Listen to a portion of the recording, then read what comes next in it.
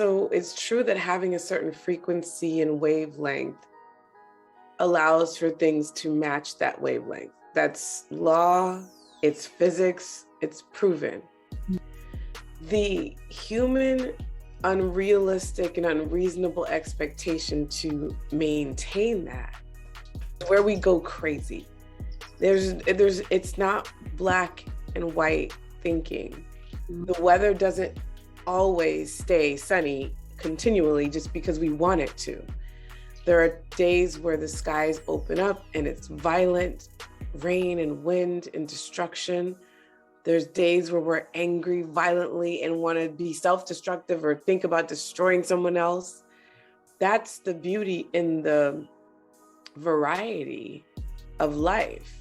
So I feel like it becomes a detrimental thought process of people that become enlightened and start to seek consciousness, that once they learn the power of having a certain frequency and mindset, then it becomes, well, then I must always be that, which then creates this space of self-abuse when you're not. It's human.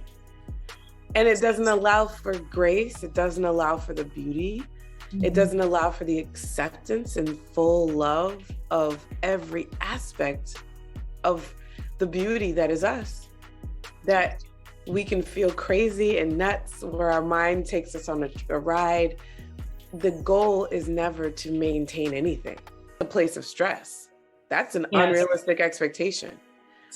The goal is to experience every experience and be in that experience without judging it, which is human, without labeling it, without making it mean anything. Now, because we're human, we can make it mean whatever we want. Without awareness, without knowledge, most of us make it mean something negative. But we can make it mean, you can look at people like Donald Trump, who lives in his own reality, who can say whatever, and you're like, what? But that he's wielding his power to be and say and have whatever thing mean what it needs to be to serve him. We get to be that same way if we so choose.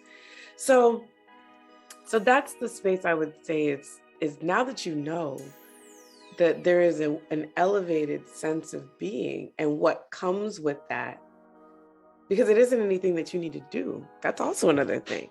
We're so accustomed to, I do a thing and there's a result. And that can be very tricky because we're not really doing anything. The being, because of where we're vibrating, because of our emotions, which is the vibration in any given moment, ends up doing or not doing a thing. So then if a result or a reality happens to be in front of us, then the most logical thing to do is to blame the action that preceded the result.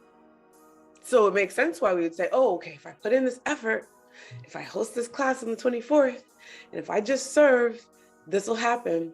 This becomes the trickiness of manifesting things. This becomes the trickiness of life, because the highest form of expression is to be fully yourself in every given moment, to operate in that vein, whether it's doing or not doing something, whether it's speaking or sharing of yourself as it occurs, not judging it, and then delighting in whatever shows up.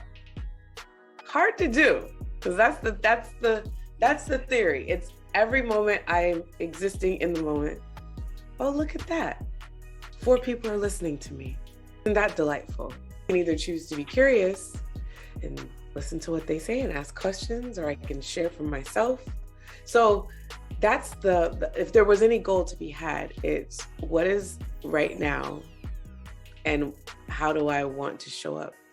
Or what is my being saying?